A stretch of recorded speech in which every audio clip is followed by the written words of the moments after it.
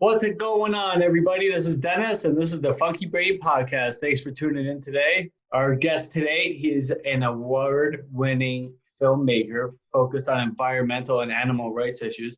And he started working in production at the young age of 13 and was winning awards at 16. And he's worked on projects from popular TV hit shows to international documentaries. He's going to talk about some of that stuff here. But the main reason we're here today with him is to have him talk about overcoming some major struggles and hurdles in his life to help transform him into that incredible man that we see here today. I love his work and his philosophy, and I think you're going to love him too. Mr. Erik Crown, how are you doing today, sir? Hey, Dennis, I'm really happy to be here with you. Thanks for having me on today. I'm excited to talk to you. Yeah, me too. We're going to have a lot of fun, man. So tell us a little bit about your story. So let's hear it, man. In 2005, I was diagnosed with cancer. And it's a type of cancer that they were not able to exactly pinpoint the origin of or to know exactly how to approach it. So since 2005, I've had 15 surgeries, and I have been on 2 different rounds of chemo and spot radiation and some other experimental drugs, actually. You know, it was a long transition, but it was actually the blessing of my life, because my cancer I call my sharpening stone. It made me re-examine my entire life, and it made me think, you know, because there was times where I didn't know if I was going to make it through. And I think, you know, we can all relate to those moments when you're down in the worst spots and you don't know how you're going to do, and you don't know what or if you're going to make it. And that's the moment where you sort of redefine, rebuild, and then grow from. And so the cancer actually focused my life into having a purpose, which before I was having fun. I was working in Hollywood. As you mentioned, I worked on some sitcoms. Not many people know that I was the first paparazzi on TMZ that was attacked by Kanye West at the airport in 2008. Then so we got some Emmys for the work that we did on TMZ. I've always worked on, a lot of projects that try to be activist or try to be conscious of what's happening so that we can always examine what's going on. And, the cancer, like I said, it was a real blessing because it took me from having my own concerns of wallowing in this sort of negative way of thinking almost. And, every day that I get now is a treat. It's a gift. I don't know if I have tomorrow. And even if I do have tomorrow, I don't know if it's time in between stitches for me or it's time in between medications. So the value of your everyday it's just so monumental. And, I feel lucky that cancer taught me that because I did not appreciate it before that. Wow. Yeah, that is really powerful. We say in our world of recovery, some people, and when I started, and it's been a long time now, but people would say, I am a grateful alcoholic or I'm a grateful recovering person. And you're like, why the hell would you be grateful to be an alcoholic or grateful to be a recovering addict or whatever? And it's because it's that disease, that sickness, that illness, that addiction that got me to this point where I was able to see things differently and be appreciative of each day, each moment, each hour, each month, living in the moment. So that's such a powerful story. And so what are some of the things that you're doing today that are keeping you occupied and pushing forward? Because you have a lot you're going through your head every day, I'm sure. Oh yeah, it's difficult. I'm still on medication right now, so I still have a lot of issues that I have to deal with through muscle spasms, uncontrollable spasms. There's a lot of physical things. So it's made me more determined than ever to point out, because my cancer, they couldn't figure out if it was genetic or not, and so we're in this gray area. Nobody knows now. In California, they have double the amount of smog. Out here, we actually have a lot of buildings that say, warning, this building is built by materials known to cause cancer. And they will tell you the name of the ingredient in the building. Instead of just rebuilding the buildings, they just warn you, you're going to get cancer. And I never took it because I never had cancer until I moved to California. And that's the weird thing, is that mine showed up in my mid-20s for my first, for the first time. It really is an everyday struggle to continue. And so what I want to do is try to make sure that no child that can avoid this cancer gets it. If we have the responsibility, if we have the ability to turn off a valve that allows cancer-causing toxins to enter the water, it is our responsibility to do that. And I am more impassioned than ever especially now going through my medications, it reminds me of how physically difficult it is. And I think of those kids that have to go through it, and it just, it makes you cry. It's the worst thing you can imagine. And why do we do this? It makes no sense. And the only reason is that we allow a little bit too much on the pollution side from these corporations. Now, I already did one documentary about water pollution that gets dumped in the water. And then what happens is a lot of these corporations go into rivers, and then the rivers go and the municipalities pull their water from the rivers.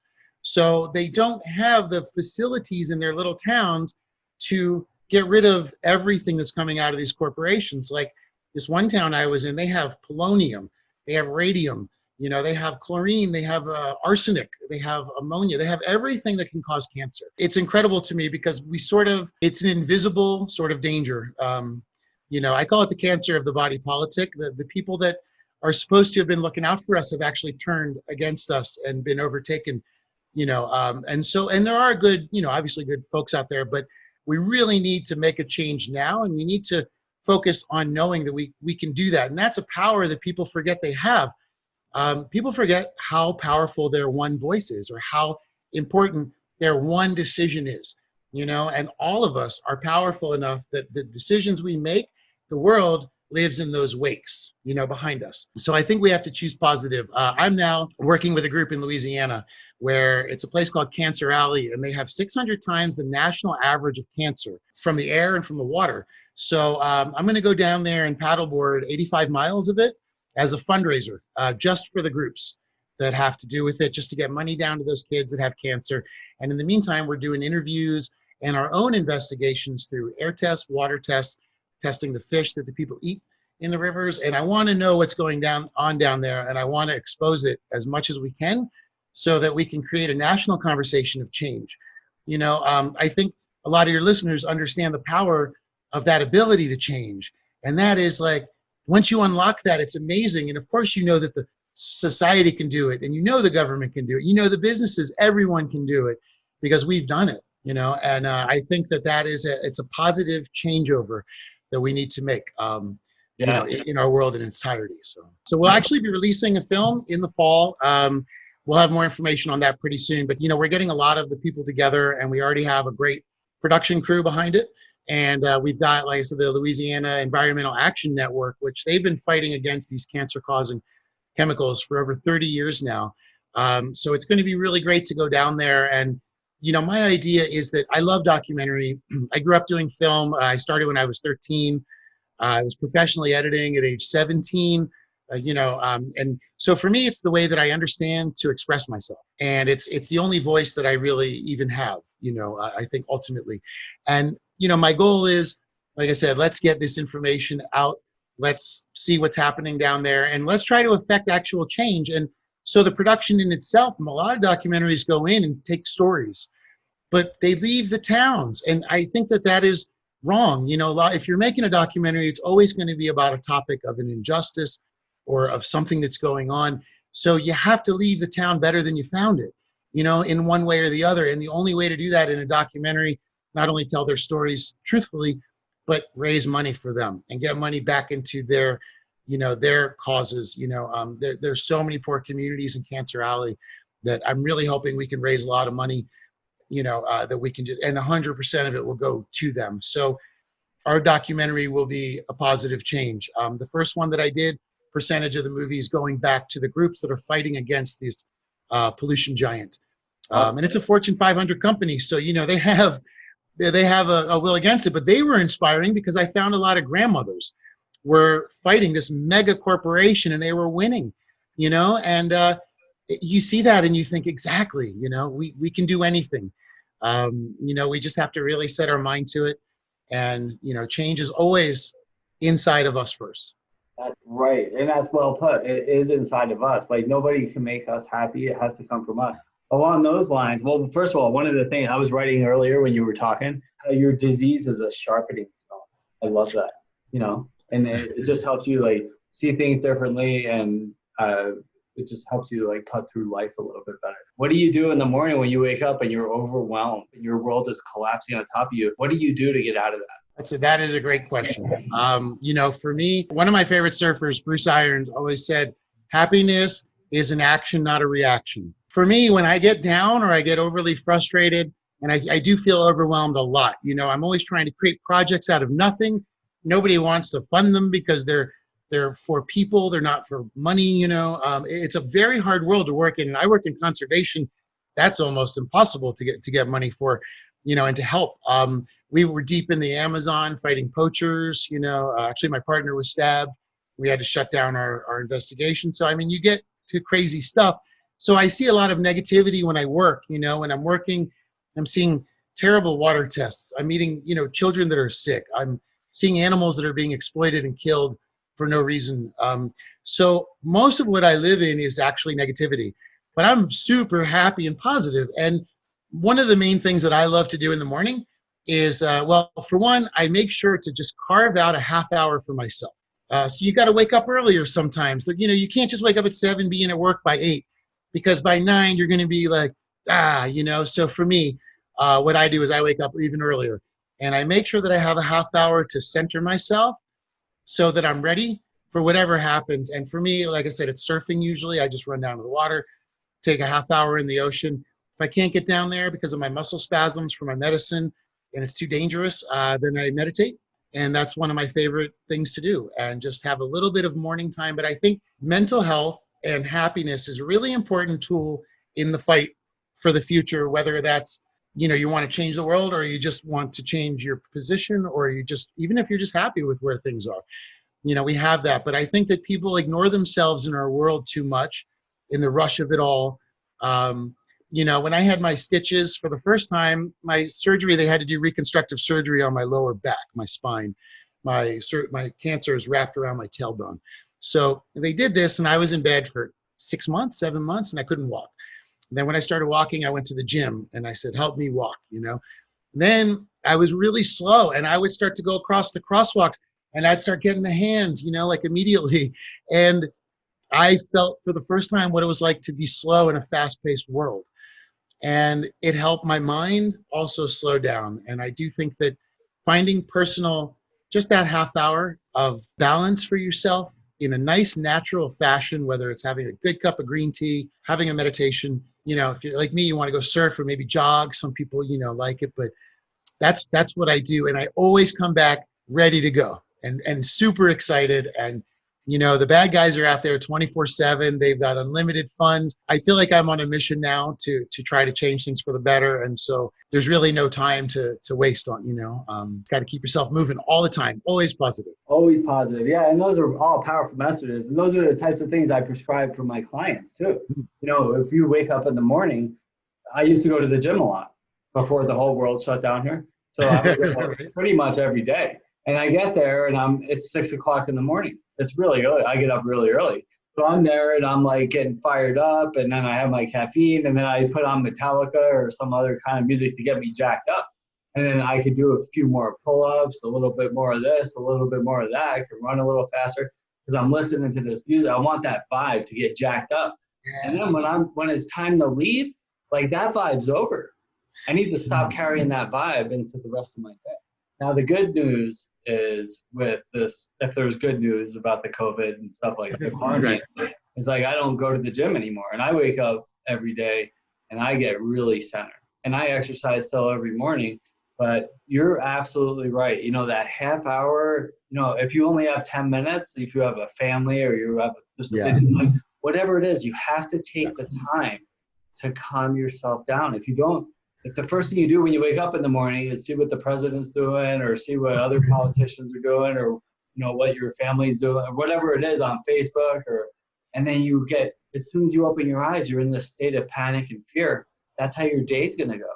But if you can wake up and get centered, do a little exercise, do a little writing. I do a lot of writing, reading, meditating, learn something healthy and new, and that's how your day's going to go.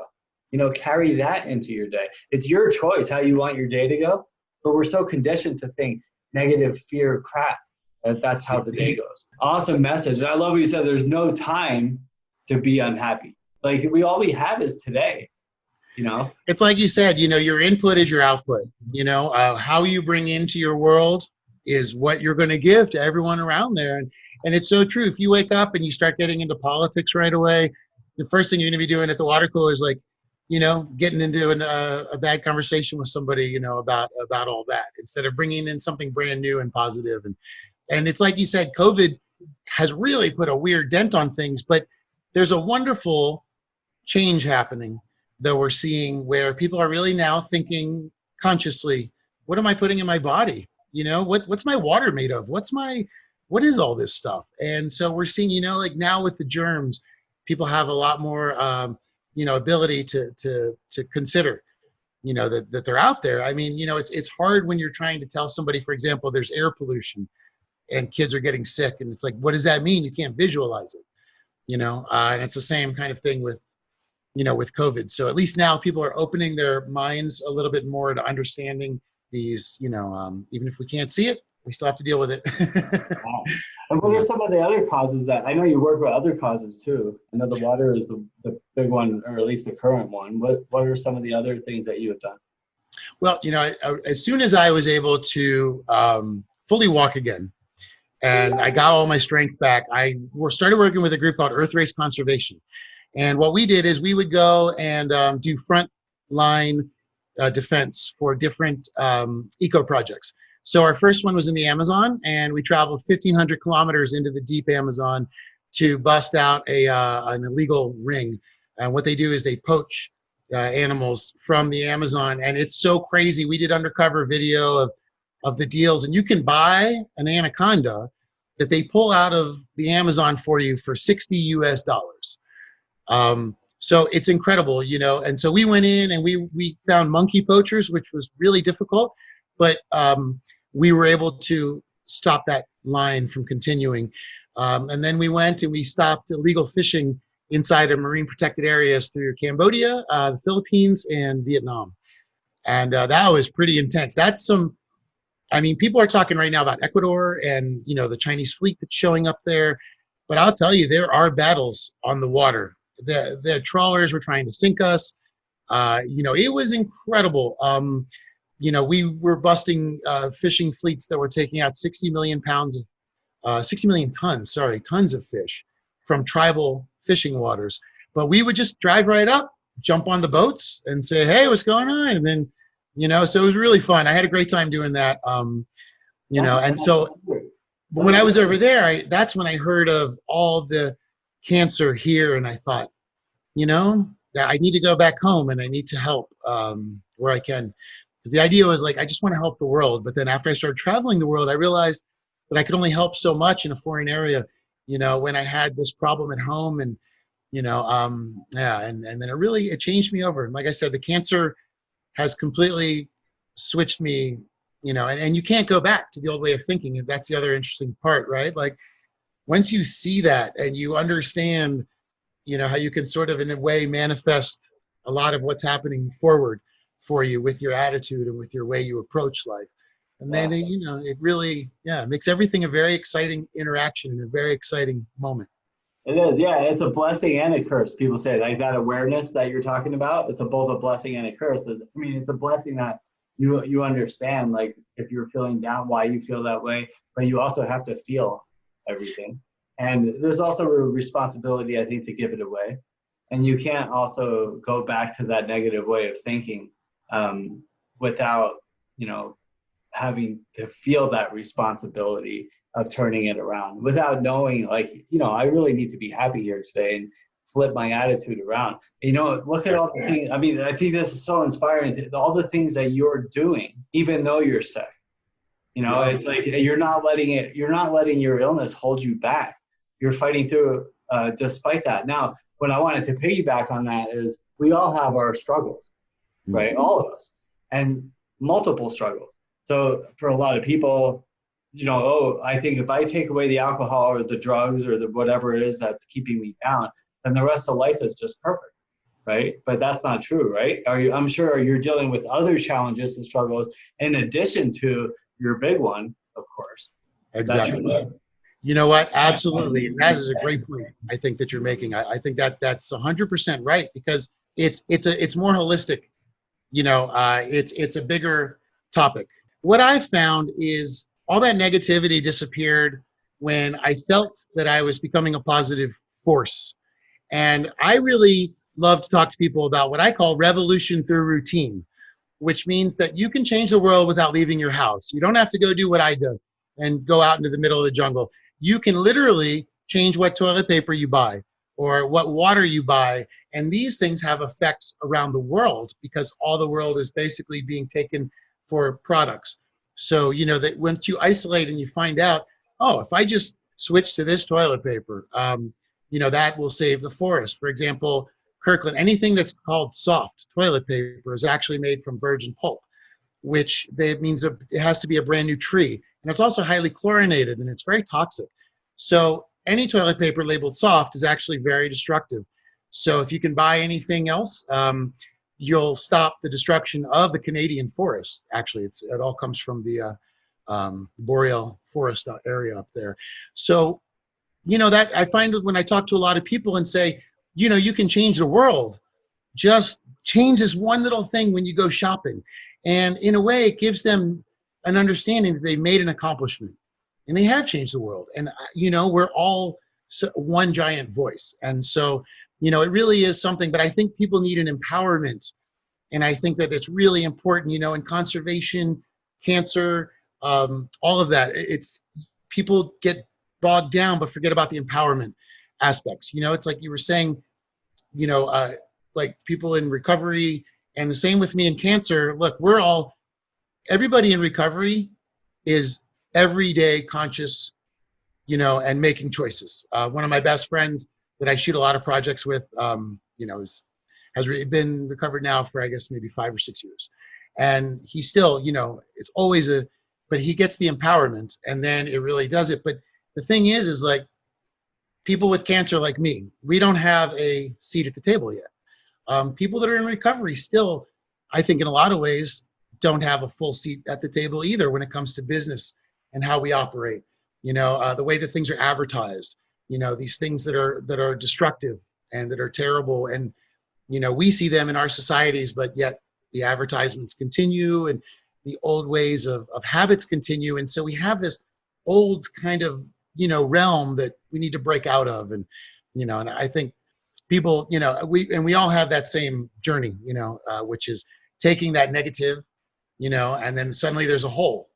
And that used to help us with whatever we were doing. And now we have to replace that with an empowerment of some form. That is interesting. Yeah. And we call it, well, yes, the reason most people fail in their recovery, sobriety, or on their journeys and whatever, like life mastery, like if you want to achieve a goal, most people fail at it because of, well, one, they're just thinking about it. They're not like putting any type of work into it, really. They're just like, it's fleeting thoughts, or I want to do this, and then, but I'm going to go do this instead. Or they don't put a plan down. There's no real action. And when you get into, same thing with recovery, with overcoming challenges like you're dealing with, it's like you have to, you can remove that old behavior, and then you have to fill in positive, healthy, happy habits,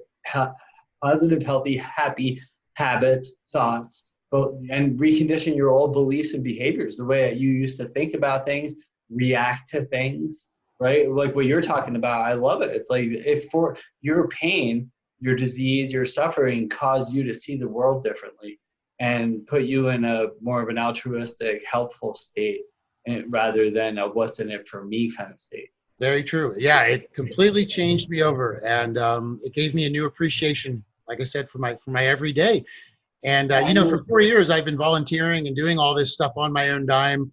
You know, I never take money from the communities that I work with or anything. I pay for their water tests, you know, and I think it's nice to have a purpose finally. And you know, that's what my cancer was, a blessing. And you know, a lot of people think it's a death sentence, but it's not. You know, I mean, for me, it is a life sentence. I'll never get rid of it, but that's good because I don't want to get rid of it. You know, some people go in remission and it works for them, but I do need to constantly be reminded that I can do more to help, and I can push a little further, and I can be a little better, and always be a little happier in one way or another, you know? So there's always ways you can want to work on yourself, and, yeah, you know. Well, I love your attitude. It's really inspiring. It really is, because it's perspective. It's like, what stupid thing are you worrying about today?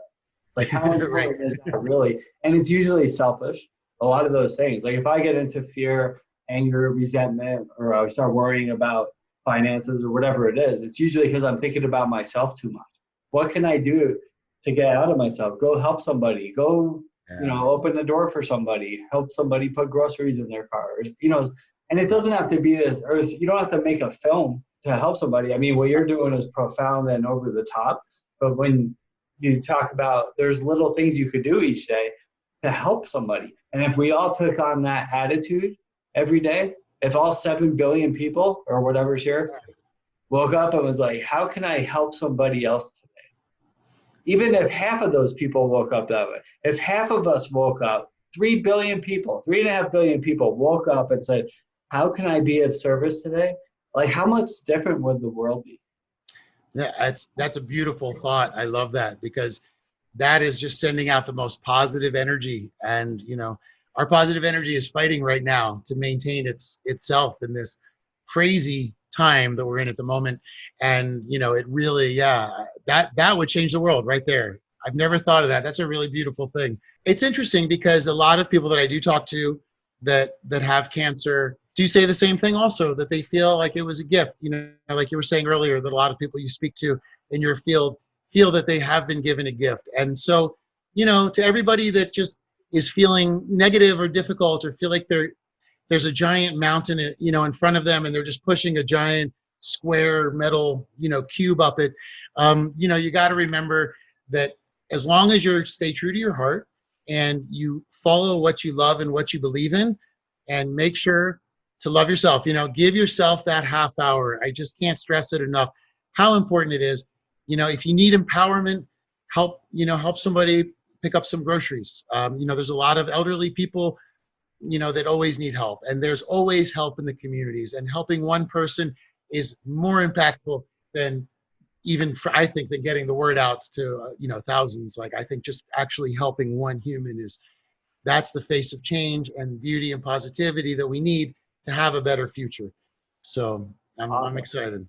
Yeah, that's really great. And thank you so much for sharing that. So if anybody wanted to get in touch with Mr. Erik Crown, how would they do that? You know what? I made it easy. You can just go to erikcrown.com, and that's my website. I use my middle initial just because it's a K and a C, and it's sort of a unibrow of a name, Erik Crown. But now it's erikcrown.com, and you can go there. And I've got a podcast called The Conservation Conversation that I do weekly, where we try to bring in guests or talk about positive things that are happening in the eco world, as well as a couple more projects coming up. And then I have a few direct action projects. So if people are coming out of the COVID and they want to start traveling again, and they want to do some good eco-responsible traveling, we're going to set up some guides to help people understand what good eco-tourism is, or they can come down and protect some turtles with me down in Nicaragua or some other places. So, anybody that wants to join, we'd love to have you there. And Well, thanks, Erik. It was so awesome talking to you. You're such an inspiration, and I really appreciate that. Stay positive. Everybody else who's listening, stay positive. There's no time for negative, right? No time for it. Thanks so much for having me on, man. Yeah, thank you. And thanks everybody for tuning in to the Funky Brain Podcast. Have a great day today, and we'll see you soon. Bye for now. So you can't think your way into a new way of acting. You have to act your way into a new way of thinking and being.